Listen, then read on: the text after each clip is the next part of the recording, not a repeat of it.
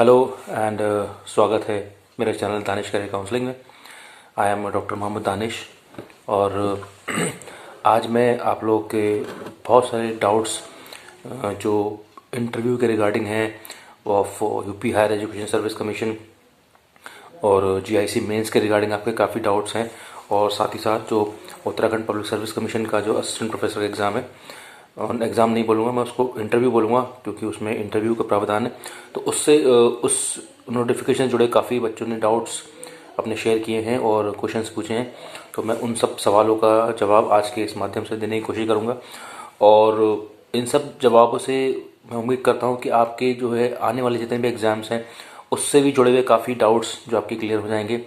तो मैं काफ़ी सारे सवाल हैं जो भी मुझे याद आते जा रहे हैं, मैं उन सवालों का जवाब आज के माध्यम से दूंगा। जैसे कि बहुत से बच्चों ने पूछा है कि सर हमारा जो है जब हमने फॉर्म फिल किया था यूपी हायर एजुकेशन कमीशन का, तो उस टाइम हमने उसकी फाइनल फॉर्म की पीडीएफ डाउनलोड नहीं की थी।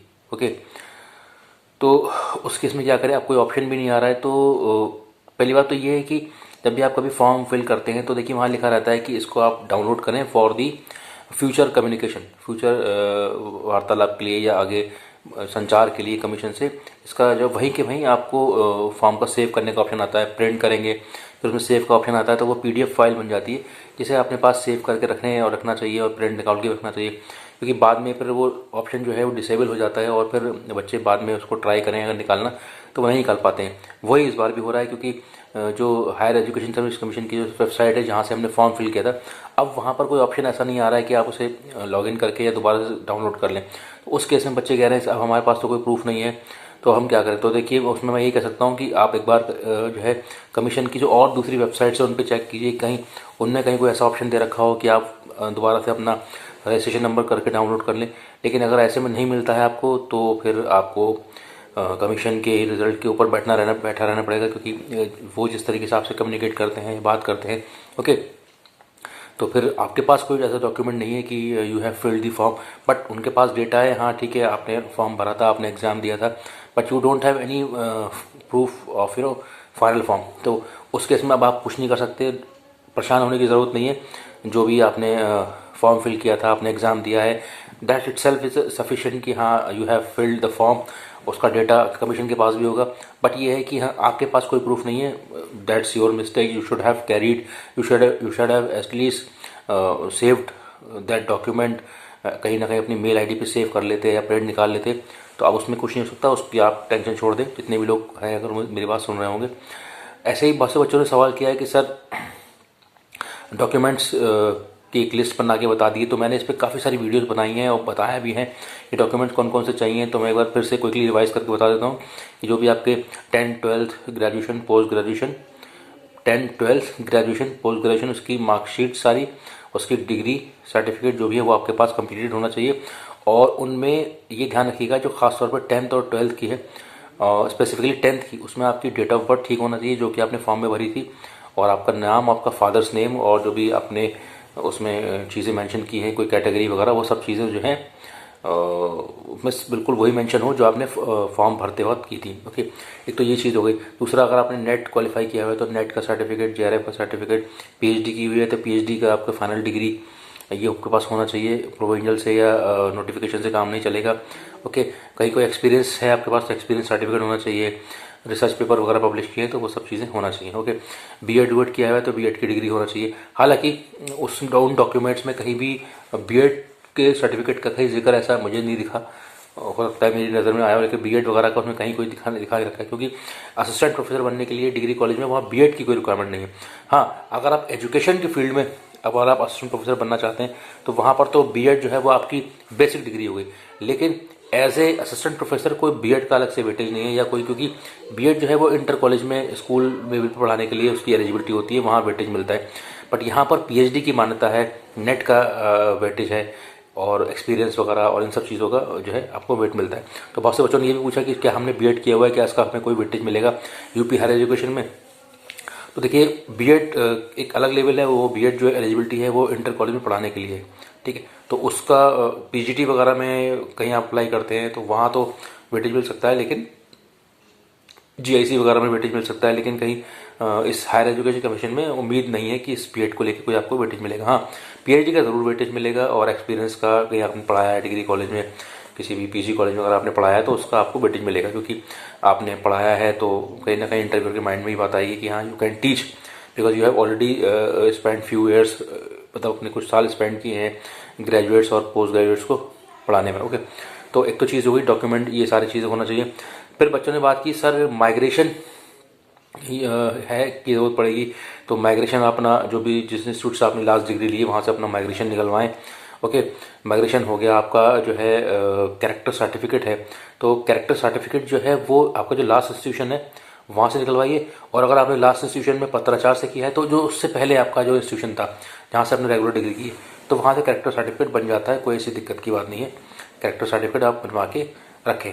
ओके, ये तो चीज़ हो गई। दूसरी चीज़ ये है कि बहुत लोगों ने ये कहा कि सर हमने डिस्टेंस से पीएचडी की है, क्या उसका हमें वेटेज मिलेगा? तो पहली बार बता दूं कि देखिए असिस्टेंट प्रोफेसर के एग्जाम में पीएचडी का ये रहता है कि पीएचडी आपकी रेगुलर मोड में हो, फुल टाइम रेगुलर मोड में हो, और 2009 या 2016 की गाइडलाइन से मिली हुई हो, तो रेगुलर पीएचडी की मान्यता है कि रेगुलर पीएचडी की वेटेज होता है। डिस्टेंस पीएचडी को बहुत कम जगह मान्यता मिलती है, और स्पेसिफिकली इस हायर एजुकेशन कमीशन में कहीं भी डिस्टेंस पीएचडी का या पत्राचार वाली पीएचडी का कोई जिक्र नहीं किया गया है। ओके, तो मुझे ऐसा लगता है कि शायद पत्राचार वाली पीएचडी को इतना वरीयता या इतनी जो है उसमें उनको जो है वेटेज फाइनल इंटरव्यू में कहीं ऐसा कोई काउंट हो। ओके, तो ये हालांकि ऐसा नहीं कि वो पीएचडी नहीं होती, लेकिन गवर्नमेंट जॉब्स वगैरह में थोड़ा सा दिक्कत होती है, वो फुल टाइम रेगुलर मांगते हैं। एक बार को अगर आपने प्राइवेट किसी यूनिवर्सिटी में अप्लाई किया है, किसी प्राइवेट कॉलेज में पढ़ाना चाहते हैं तो वहाँ एक बार को शायद काउंट कर लें, लेकिन गवर्नमेंट कॉलेज में उसको जो है प्रेफरेंस नहीं मिलती। ओके, तो ये चीज़ हो गई। दूसरा, बहुत से बच्चों ने कहा कि सर हमारा 10th में नाम गलत हो गया, या 10th में कुमारी लगा है बच्ची कहती हैं, या फादर्स नेम में गड़बड़ है, तो और हमने फॉर्म में तो कुछ और भर दिया। तो देखिए ये तो आपकी की हुई गलती है कि आप अगर अपने नाम को ढंग से ध्यान से देख के नहीं भर रहे हैं तो उसके लिए कमीशन को आप जिम्मेदार नहीं ठहरा सकते, क्योंकि ये गलती आपके एंड से हुई है। कल को अगर वो मिलाने के लिए बैठ जाएंगे तो आपने फॉर्म में कुछ भरा है और आपके डॉक्यूमेंट में कुछ है, तो उस पर उन्होंने साफ साफ लिखा हुआ है कि whatever the details you provide at the time of filling of the form, okay, that is the final form, that is the final information. और वो अपने लास्ट में लिखा भी रहता है कि whatever the information you are providing as per your declaration it is proof, मतलब ये सही है। डिक्लेरेशन पर टिक भी कर देते हैं, तो जो भी आपने लिखा है वो आपने ही कहा है कि ये सही है, और आप मार्कशीट में कुछ और दिखा रहे हो तो वो मैच नहीं होता है। उसमें जो है आपके फॉर्म निरस्त होने के, आपके आपको कैंसिल कर दें, वो पूरे चांसेस कर सकते हैं, उनके पास अधिकार है, क्योंकि आपने गलत तथ्य उनको प्रोवाइड कराएं, चाहे वो डेट ऑफ बर्थ से लेके हो, चाहे वो कास्ट से लेके हो, चाहे वो ईडब्ल्यूएस सर्टिफिकेट को लेके हो, नाम को लेके हो, एड्रेस को लेके हो, किसी भी चीज़ को लेके वो आपका फॉर्म निरस्त कर सकते हैं। ओके, तो ये हमारी जिम्मेदारी बनती है कि जब हम फॉर्म भरते हैं तो बहुत ही सही तरीके से सोच समझ के देख के फॉर्म भरें। जल्दबाजी में फॉर्म भर देते हैं और उसका फिर खामियाजा आपको एक जो है भुगतान बाद में आप ही को भोगना पड़ता है। ओके, तो ये सब मत करा करिए। जब आप फॉर्म भर रहे हैं, इतनी बड़ी पोस्ट का फॉर्म भर रहे हैं, असिस्टेंट प्रोफेसर के लिए आप जा रहे हैं, तो अगर आप फॉर्म ही ढंग से नहीं भरेंगे तो फिर ये एक चिंता का विषय है कि आप कितनी जिम्मेदारी से, कितनी ध्यानपूर्वक, ठीक है, फॉर्म भर रहे हैं। ठीक है, गलती सबसे होती है, ये नहीं कह रहा कि इंसान गलती नहीं करता, लेकिन कुछ चीज़ों में गलतियों की माफ़ी नहीं होती है, उसमें कमीशन का भी कोई दोष नहीं है। गलती आप कर रहे हैं तो फिर उसमें कमीशन अगर एक एक की गलती निकालने बैठ जाएगा और सबको करेक्ट करेगा तो फिर कमीशन एग्ज़ाम नहीं करा पाएगा, ना ही वो आपको फाइनली रिजल्ट दे पाएगा। ओके, एक तो चीज़ ये हो गई कि डेट ऑफ बर्थ वगैरह आपकी ठीक होना चाहिए, नेम में कोई गलती नहीं होना चाहिए, डॉक्यूमेंट्स पूरे होना चाहिए, जो कि मैंने बताया। ओके, एक तो ये चीज़ हो गई। दूसरा, अब बच्चों का ये सवाल था कि सर कि इंटरव्यू में क्या अप्रोच रहेगी, इंटरव्यू का रिजल्ट कब तक आने के चांसेस। तो पहले बता दूं कि जो पहले रिजल्ट रिटन का है उसके आंसर कीज आएंगी दिसंबर के एंड तक, बहुत तेज़ी से रिजल्ट आंसर कीज आ जाएंगी, और आंसर की आते ही फिर जो है 15 दिन के अंदर इंटरव्यू करा दिया जाएगा। ओके, और इंटरव्यू के लिए आपको ज़्यादा टाइम नहीं मिलेगा, तो अपने सारे डॉक्यूमेंट्स पूरे रखें और इंटरव्यू की तैयारी करते रहें। अपना जो भी सब्जेक्ट है उसको प्रॉपरली रिवाइज़ करें, करंट अफेयर्स रिवाइज़ करें, और एक दो टॉपिक पढ़ाने की प्रैक्टिस करें, कैसे पढ़ाया जाता है, चाहे अपने दोस्तों को बिठा के पढ़ाएं या कहीं भी क्लासरूम सेटिंग हो जहाँ पर आपको बोर्ड मिल जाए, बोर्ड को यूज़ करना, चॉक से पढ़ाना है या मार्कर से पढ़ाना है तो एटलीस्ट बोर्ड को यूज़ करना आपको आना चाहिए, क्योंकि बोर्ड देखिए क्लासरूम का टीचिंग का है जो एक पार्ट होता है, उसमें क्लासरूम इंटरेक्शन के साथ साथ बोर्ड का यूज़ बहुत बेटर होता है, कि आप बोर्ड को कैसे यूज़ कर रहे हैं। एक बोर्ड दे रखा है आपको, कितना यूज़ करना है, उसका कितना पार्ट यूज़ करना है, कहाँ कहाँ लिखना है, हेडिंग कैसे लिखनी है, उस पर कितना मोटा लिखना है, कितना छोटा या कितना बड़ा लिखना है, वो सारी चीज़ें बहुत मैटर करती हैं। जैसे कि मैं अपनी बात बताता हूँ, तो मैं पढ़ाता हूँ तो मैं बच्चों को डिक्टेट भी कराता हूँ, बच्चों को समझाता भी हूँ, साथ ही साथ बोर्ड का यूज़ भी करता हूँ। कई बार मुझे मार्कर से पढ़ाना पड़ता है, कई बार मुझे चॉक से पढ़ाना पड़ता है, कई बार मैं पावर पॉइंट प्रेजेंटेशन भी यूज़ करता हूँ, जिसे हम पीपीटी बोलते हैं, जो कंप्यूटर के थ्रू हम पढ़ाते हैं। आपने देखा होगा पावर पॉइंट प्रेजेंटेशन। तो हमारा भी जब इवैल्यूएशन होता है तो वो ये देखा जाता है कि हम किस तरीके से बच्चों से कम्युनिकेट कर रहे हैं, कि बच्चों से सवाल जवाब पूछ रहे हैं नहीं पूछ रहे, बोर्ड का यूज़ कितना कर रहे हैं, है ना।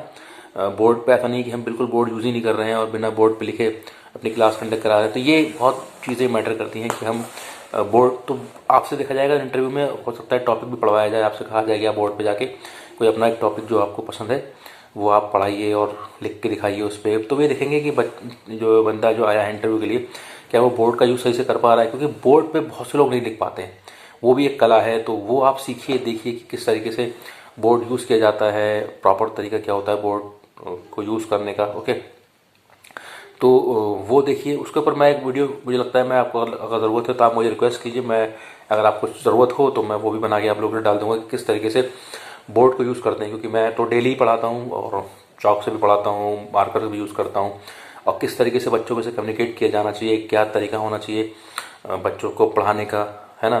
किस भाषा का यूज़ होना चाहिए, हिंदी इंग्लिश कितनी यूज़ होना चाहिए, इंग्लिश है तो पूरी इंग्लिश या हिंदी है तो पूरी हिंदी या मिक्स ऑफ बोथ, किस तरीके से आप बच्चों से कम्युनिकेट करें, उनके कॉन्सेप्चुअल नॉलेज क्लियर करें, उनके सवालों के जवाब किस तरीके से दें। ओके, टाइम मैनेजमेंट एक बहुत बड़ी चीज़ है कि अगर 1 घंटे की क्लास है तो आप 1 घंटे में कैसे मैनेज करेंगे, उसमें आपको अटेंडेंस भी लगानी है, लेक्चर भी लेना है, आपको नोट्स भी देने हैं। तो there are many things involve in teaching. Teaching ऐसा नहीं कि आप बस क्लास में गए और आपने लेक्चर डिलीवर किया और बस आ गए। It involve so many activities. 1 hour का जो सेशन होता है किसी भी क्लास में, तो एक घंटे को आपको पूरा मैनेज करना होता है, पूरा शो होता है कि आप क्या पढ़ाएंगे, कितना पोर्शन कवर करेंगे, 1 घंटे में क्या क्या कराना है, तो वो आपको पूरा प्लान वे में लेके जाना होता है। ठीक है, तो ये चीज़ें होती हैं, थोड़ा सा इस चीज़ का ध्यान रखिए। बाकी जो भी आपके सवाल आते हैं आप मुझसे पूछते रहिए, मैं टाइम टू टाइम शेयर करता रहूँगा। और रही बात जीआईसी के एग्ज़ाम की, तो जीआईसी का मेंस भी होगा, टाइमली होगा। मैंने इस पर बहुत सारी वीडियोस डाली हुई है, तो आप उसको चेक कीजिए, देखते रहिए। और उत्तराखंड पब्लिक सर्विस कमीशन के लिए भी मैंने वीडियो डाली हुई है कि उसमें क्या क्या करना है, कैसे करना है, वो आप सारी चीज़ें देखते रहिए। और आज के लिए इतना ही। अगर आपको सेशन अच्छा लगा हो तो उसको ज़रूर लाइक करिएगा, शेयर करिए और सब्सक्राइब करिएगा मेरे channel Danish counselling. Thank you very much, thanks for watching.